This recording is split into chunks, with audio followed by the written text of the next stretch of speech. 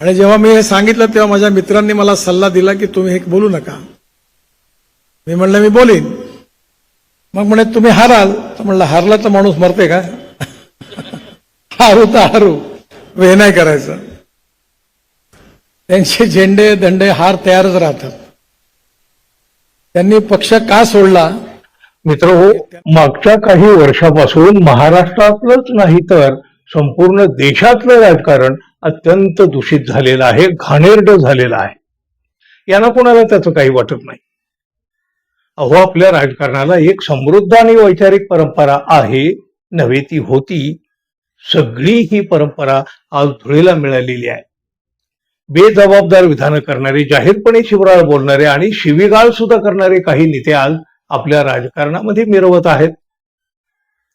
आपल्या राजकारणाची गटार कोणत्या पक्षानं केली, कोणत्या नेत्यांनी केली हे आता चेंबड्या पोराला सुद्धा माहित आहे. अहो, कुणीही उठतंय आणि कुठल्याही पक्षात जात आहे. वाटेल त्या गैरमार्गानं पक्ष फोडले जातात, नेते पळवले जातात. भारतीय जनता पक्षाचं राजकारण तर फक्त यावर अवलंबून आहे. आयात केलेल्या नेत्यांचा बनलेला हा सध्याचा पक्ष आहे. त्यामुळं या पक्षाचे मूळ विचार, ध्येय धोरणं कुठंही उरलेली नाहीत आणि कोणाला त्याचं काही वाटतही नाही. हो, ज्याला त्याला हवी आहे फक्त सत्ता, पैसा आणि या पैशातून पुन्हा एकदा सत्ता. जनता गई भाड में, यांना काय फरक पडतो? बघा, अटल बिहारी वाजपेयी यांनी एका मतासाठी पंतप्रधान पद सोडलेलं होतं. त्याच भाजपाचं आजचं चित्र. पंतप्रधान पदावर असताना अवघं एक मत मिळवणं वाजपेयी यांच्यासाठी काही फार मोठी कठीण गोष्ट नव्हती. त्यांनी पंतप्रधान पद सोडलं, पण एक मत खरेदी केलेलं नाही. त्यासाठी कोणाच्या मागे ईडी, सीबीआय, इन्कम टॅक्स अशा यंत्रणा हे लावल्या नाहीत. तो भाजपा आज नाही राहिला. हो, वॉशिंग मशीन घेऊन भ्रष्ट नेत्यांना पवित्र करण्याचा कार्यक्रम या पक्षानं हाती घेतलेला आहे. मग काय, वर्षानुवर्षे चोऱ्या करा आणि एक दिवस या वॉशिंग मशीन मध्ये जाऊन स्वच्छ होऊन बाहेर या. पण याच भाजपाला आणि सत्तेसाठी पक्षांतर करणाऱ्या नेत्यांना भाजपाचे वरिष्ठ नेते नितीन गडकरी यांनी आता खडे बोल सुनावले आहेत. काडी, कचरा, मेलेला मासा अशा शब्दामध्ये गडकरी यांनी या नेत्यांना फटकारलेला आहे. सध्या राजकारणातील 90% खेळाडू वाटत पाहतात की कोणत्या पक्षाचं सरकार येते आणि कोण मंत्री बनतंय. त्यांचे झेंडे दांडे हार तयारच असतात. त्यांनी पक्ष का सोडला हे त्यांना कळत नाही आणि ते ज्या पक्षामध्ये गेलेले त्यांनाही उमजत नाही. राजकारणात तत्वनिष्ठा, ध्येयनिष्ठा, विचारनिष्ठा कमी झालेली आहे. आपल्या देशामध्ये विचार भिन्नता ही समस्या नाही, विचार शून्यता ही समस्या आहे. म्हणून कधी चांगले दिवस असतात, कधी वाईट दिवस असतात, कधी जनता निवडून देते, कधी निवडून देत नाही. परंतु जिवंत माणसाचं व्यक्तित्व असं असतं की तो प्रवाहाबरोबर कधीही वाहत जात नाही. जिवंत मासा नेहमी प्रवाहाच्या विरुद्ध पोहत असतो, तर काडी, कचरा आणि मेलेला मासा हा नेहमी प्रवाहाबरोबर वाहत असतो. अशा शब्दामध्ये गडकरी यांनी या गुवाहाटी छाप नेत्यांना खडसावलं, त्यांची धुलाई केली. नितीन गडकरी काय म्हणालेत बघा तुम्ही. कारण राजकारणातले 90% खेळाडू वाटच पाहतात कोणत्या पार्टीचं सरकार येते आणि कोण मंत्री बनतात. त्यांचे झेंडे दंडे हार तयारच राहतात. त्यांनी पक्ष का सोडला हे त्यांनाही कळत नाही आणि ज्या पक्षात गेले त्यांनाही उमजत नाही. मी कोणाबद्दल बोलत नाही आहे.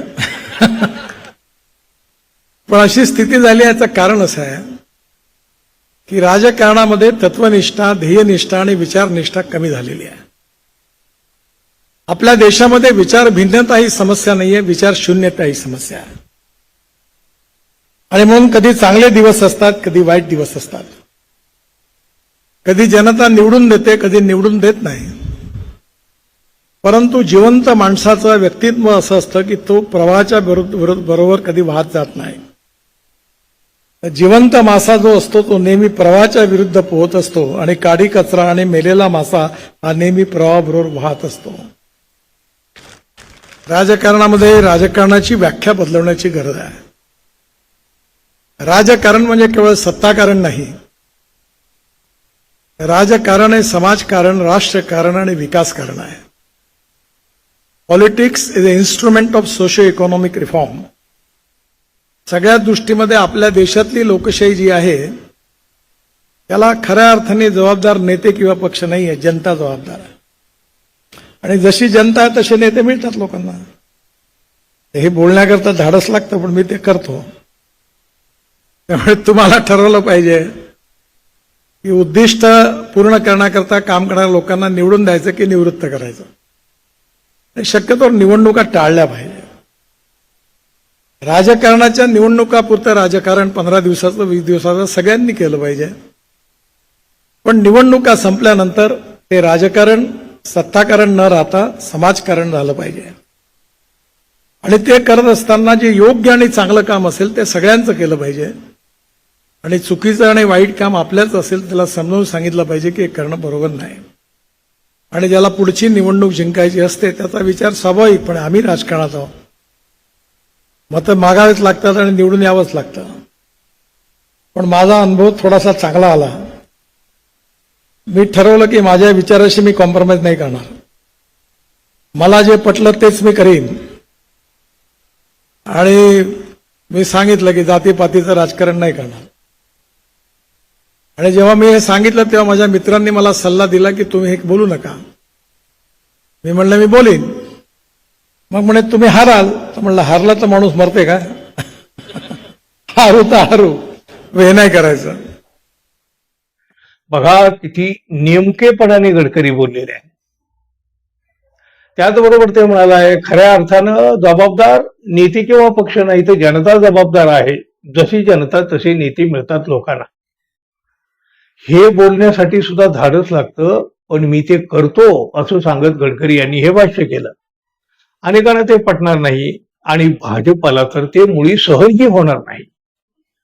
पण धाडस करून का होईना नितीन गडकरी यांनी वास्तव सांगितलं.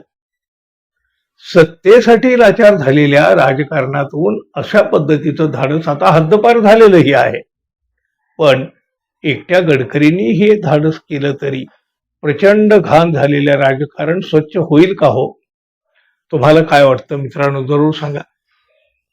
आणि आपण अजून आपल्या चॅनलला सबस्क्राईब केलं नसेल तर कृपया सबस्क्राईब करावं, ही अपेक्षा तर आहेच. धन्यवाद. पुन्हा भेटू. नमस्कार.